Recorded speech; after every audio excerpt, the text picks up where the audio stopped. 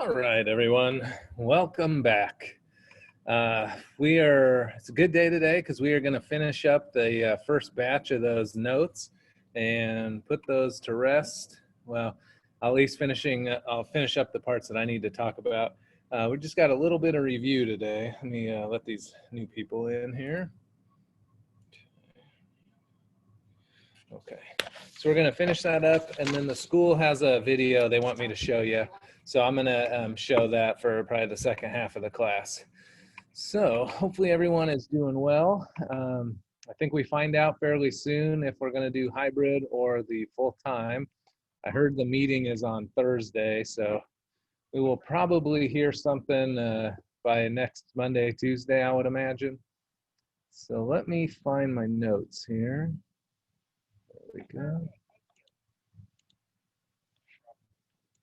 Okay, I will share my screen.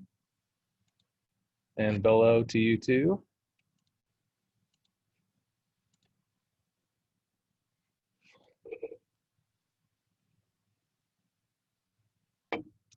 Okay, so since we are here, I'm just going to show you this, but you don't have to write this down.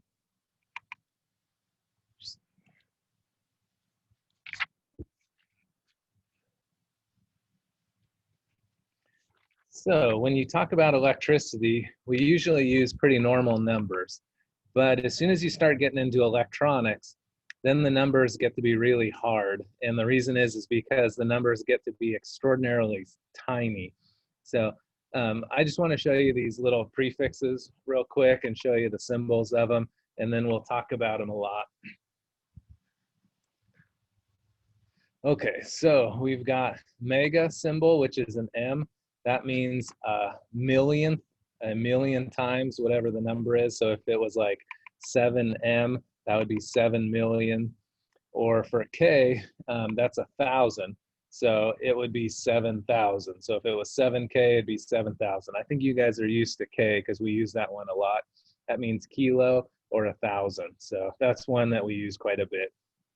I also wanted to show you on the other side of really small numbers, we have this one called micro.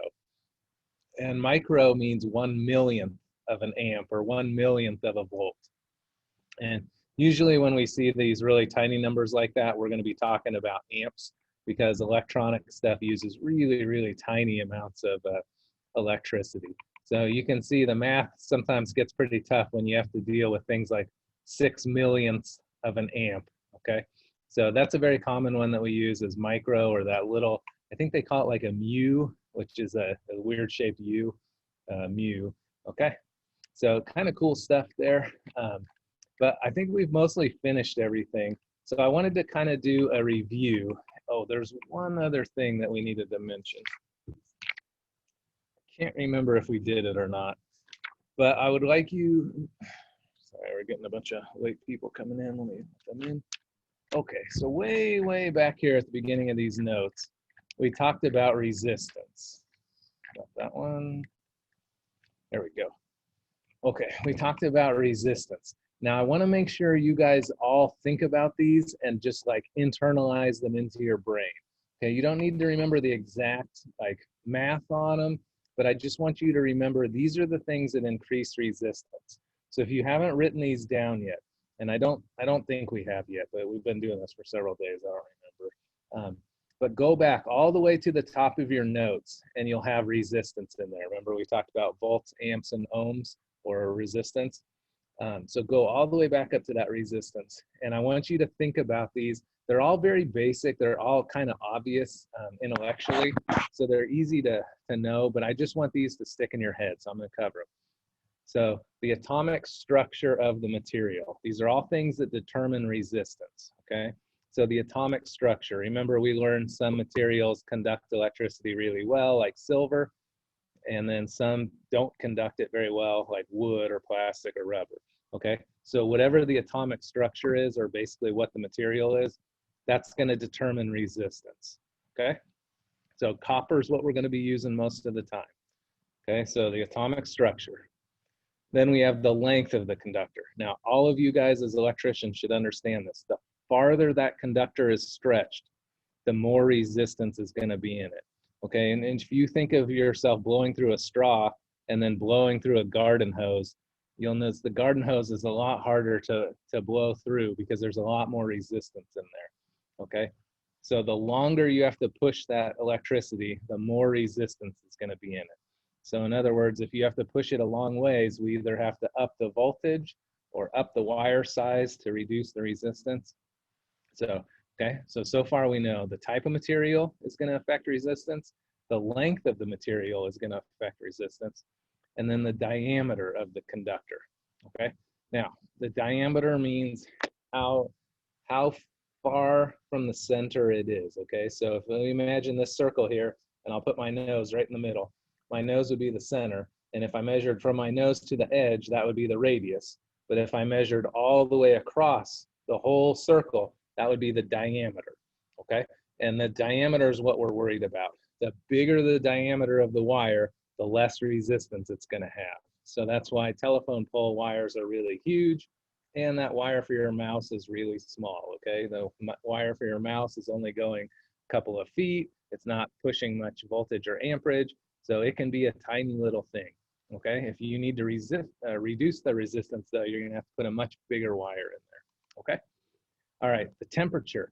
This is also something that affects us. When we go to diagnose a problem, if things are really hot, it's going to cause problems. The hotter it is, the more the resistance.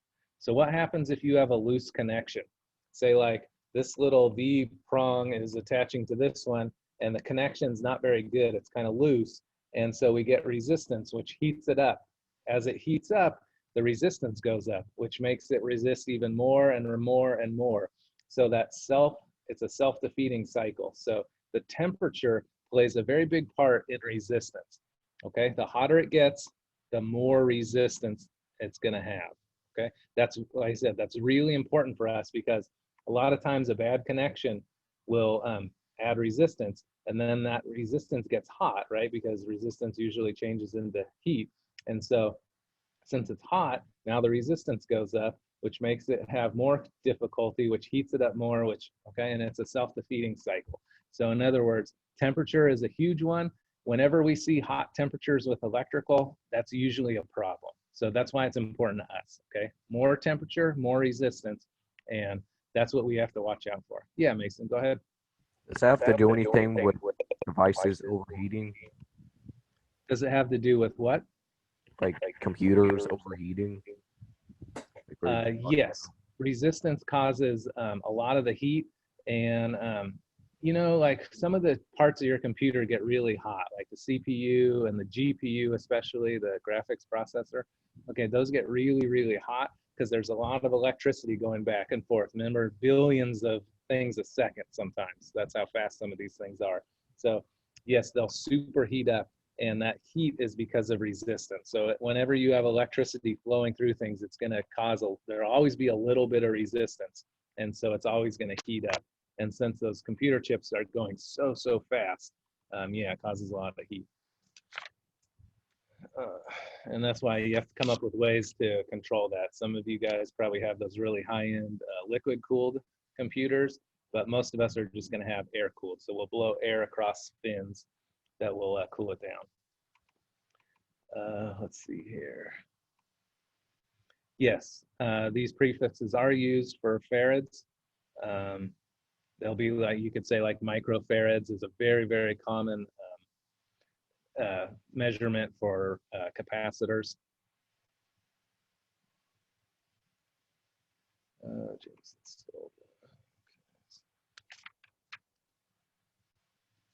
Yep, we did have overheating back in the day, but remember, engineers keep making stuff better and better and better. So while that small little 2 gigahertz would be easy to handle now, back in the day, it was not nearly as efficient. So they keep making the chips better, more efficient, better materials. Again, that's the purview of chemists. They do some, what I consider magic with those kinds of things. And I will admit to you guys, I don't understand how computer chips don't short out all the time, because when wires heat up, they expand a little, and there's so many tiny little connections inside of those computer chips And the newest ones are even stacking connections on top of each other. And so they're so tight together, you would just think that just that tiny little heat would make them expand and touch each other. So I personally think they're pretty amazing what they do with those. Okay, so I got to move on though, because I want to cover all the review today, and we still got a little bit of video. Okay, so remember the most important things to know are volts, amps, and ohms, or volts, currents, and resistance. Those are the three things that we're going to deal with all the time. That's how we measure electricity using those three things. They have a very cool relationship, 1 to 1 to 1. So when the math was developed on those, they made it fairly simple. So it's a really cool system. But volts, amps, and ohms. Remember, volts is pressure. That's how much pushing force. Then amps is how much current is flowing. So the amount of the electrons going through is going to be your current or your amps. And then you have resistance, which is stopping the flow of electrons, okay? Sometimes it stops it completely, sometimes it just resists the flow. So, and then there's things that will variable the resistance to. Okay, got those. Let's just review the symbols. Remember, that's the battery symbol. It's got a plus side and a minus side. Each pair of those are one individual cell, okay? This is the ground symbol. Important to remember, every single place where you see a ground symbol, they are all connected together, okay? They are all touching each other, okay? Every ground is connected, okay? All right, and then we've got a light bulb symbol here, a resistor symbol here. This is just a basic resistor, but there are other types of resistors too. Trust me, there's tons and tons of electrical symbols. We're gonna keep it fairly basic for right now. We've got our circuit breaker. Remember, those are gonna protect the circuits, and a circuit breaker you can reset over and over again. A fuse is a one-time safety device. Once it gives its life, it's no longer usable. You have to throw it away and get another one. And then diodes, which we'll talk about later in the year, diodes only allow electricity to flow one way, and it's the direction of the arrow flow, okay? Now we looked at switches. We saw the normally open and the normally closed, and whenever you push the button, they do the opposite. So a normally open switch, when you push the button, it'll allow electricity to flow. A normally closed switch, when you push the button, it stops electricity from flowing, okay? Might be like an emergency shut-off switch or something.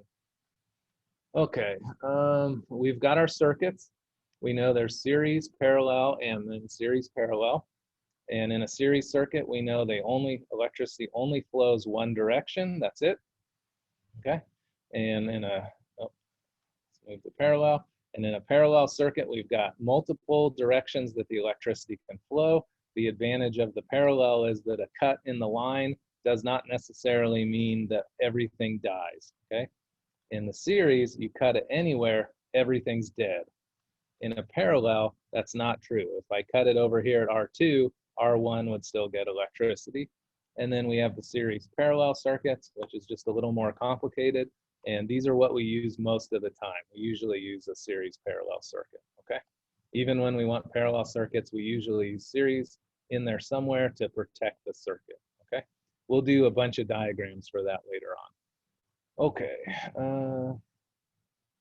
no, we don't go over rectifiers in this class.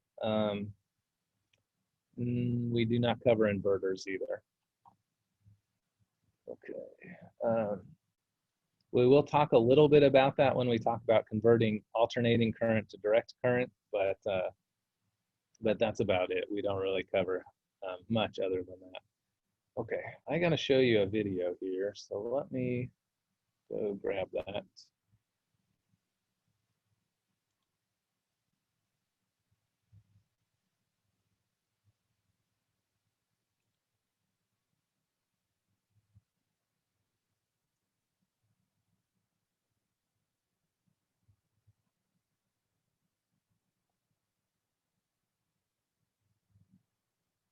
Okay, guys. So here, this is our Ike video. I'm gonna let it run. When it's done or when we get to the end of class, you're free to go. But I just wanted, this thing will take about 10 minutes, so I'm gonna play this one for you.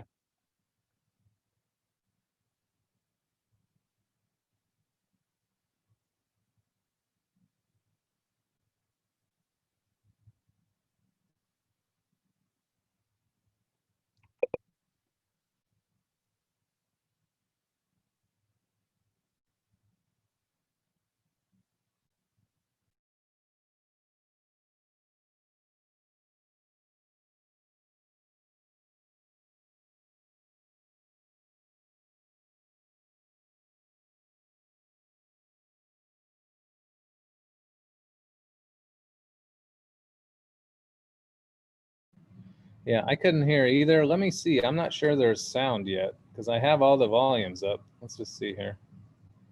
Personally love staying. Yeah, I think it's just a silent part.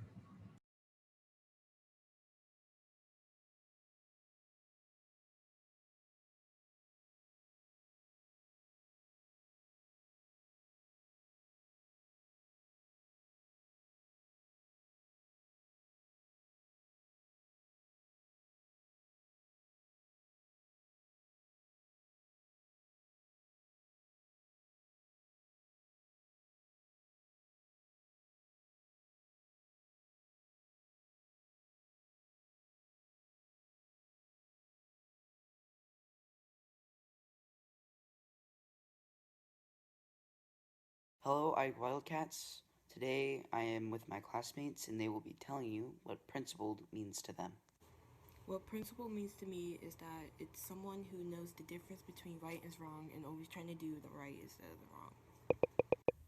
Principle means to be honest and take responsibility for their actions and their consequences. And this is what we think principled means.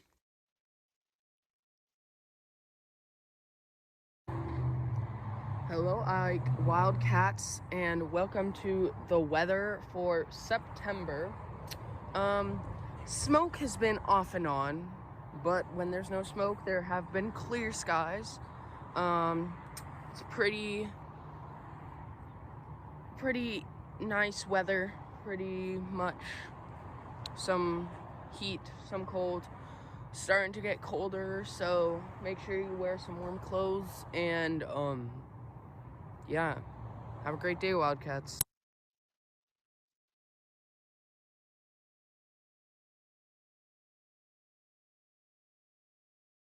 Good afternoon, Mrs. Martin. Today we will be interviewing you on current events and off-topic subjects for our contact announcements. So our first question is, how has COVID-19 been going for you so far, and how are you dealing with it? Well, I feel pretty lucky in that my family has stayed healthy. We are staying home a lot. We're not going out very much at all. And that's no guarantee of not contracting the virus, but you know, it helps. What else? I would say, I don't know, I personally love staying home.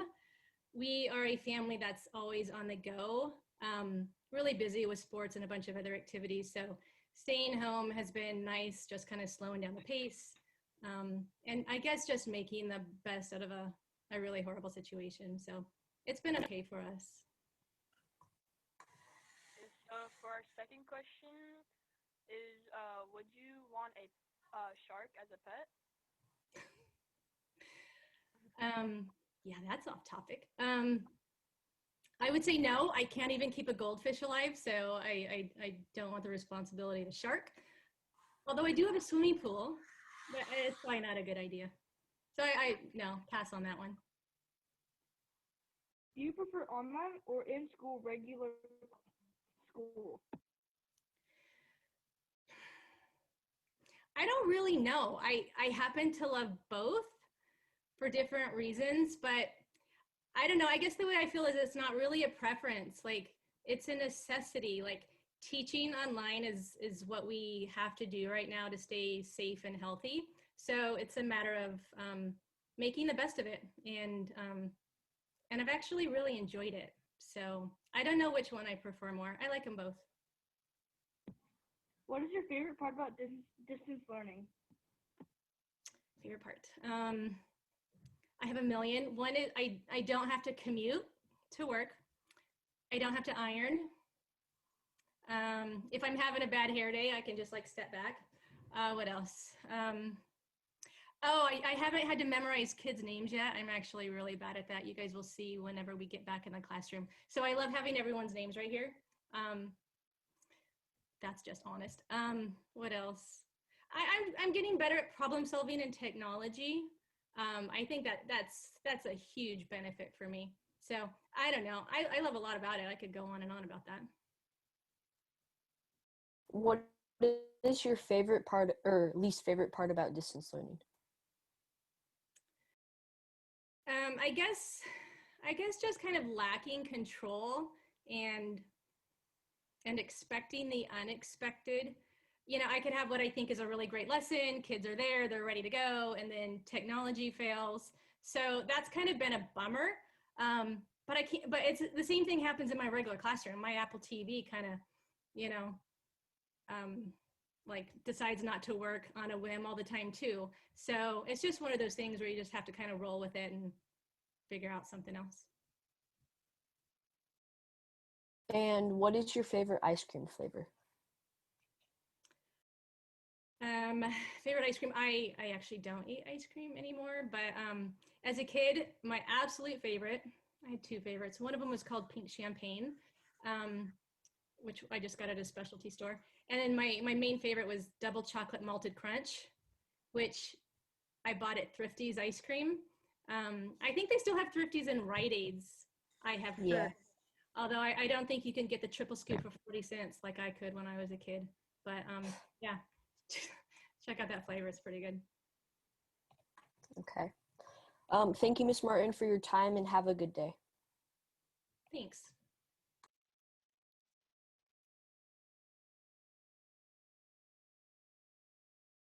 Hello, Wildcats. Mr. O here. I was asked to talk a little bit about which IB trait I resemble the most. And I was thinking about it. I believe that risk taker is the characteristic that resembles me most. And here's why. I enjoy taking what I call calculated risks. Never a risk that would put anyone in danger, or it never has to do with safety, really. It's more just putting myself out there so that I can grow, stepping outside my comfort zone. I do it primarily with hobbies and sports and things, but also socially. You know, if there's someone I might not feel comfortable going up and talking to, approaching a stranger, maybe I'll just say hi. Maybe I'll go by and strike up a conversation with them. That may not seem like a risk, but at the time, if I'm uncomfortable and it takes me stepping outside my comfort zone in order to do that, then that is a risk. There is an emotional risk in there because someone could just say, no, don't talk to me. You can get shut down. And then someone's feelings could be hurt after that. Or, for example, in sports, I'm really into disc golf right now. It's risky to throw your disc at the basket at a far distance because it could go way past and then you could have another far putt coming back. But I like to be a risk taker because I want that opportunity in order to make it, right? So, Mr. O, I'm a risk taker.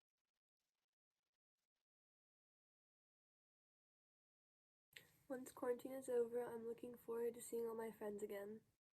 After quarantine, I'll be probably and hopefully going back to school soon and hanging out with more friends and just doing more things in public. Bye. I don't really know what I'm gonna do after quarantine, but I know I would want to go visit some family because I miss them, and definitely go on a road trip or travel and have some family time and just get out of the house because we've been stuck inside for a long time. It'll be nice going like to the grocery store, just running errands, or just going anywhere without having to worry about wearing a mask and worrying about getting other people sick or having me or my family members get sick. Something I'm gonna be doing once we're done quarantined. I'll be playing basketball with my friends, you hear me? That's about it.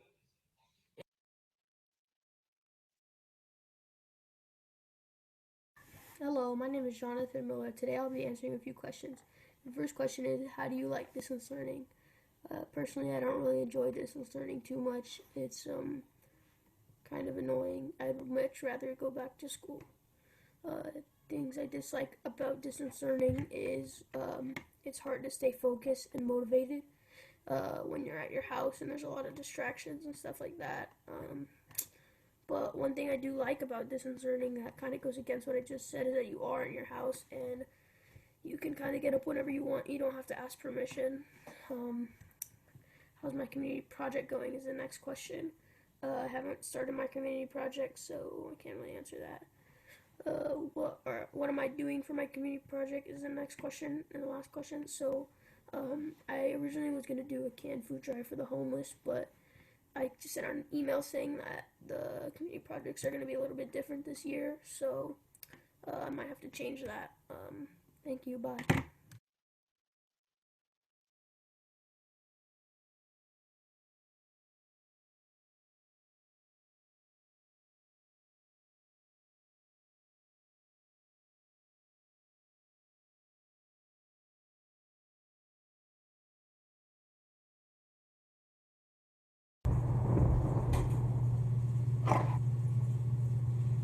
Good morning, Wildcats. Today is Tuesday, March 3rd, 2020, and now for the daily information.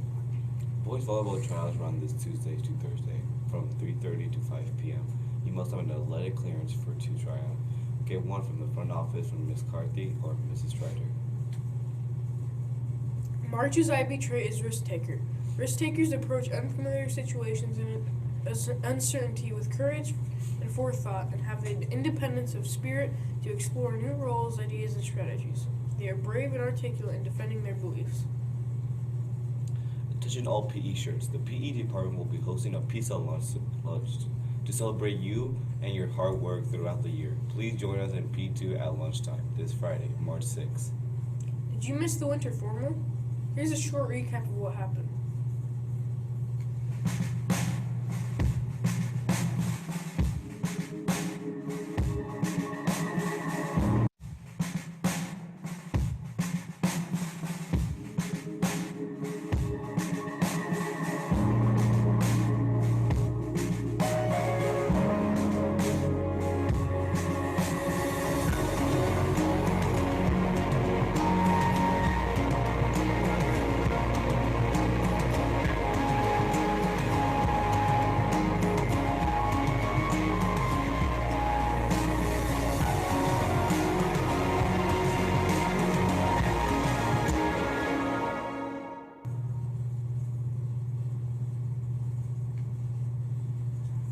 Remember the Wildcat way. Be safe, be respectful, and be responsible. Go Wildcats.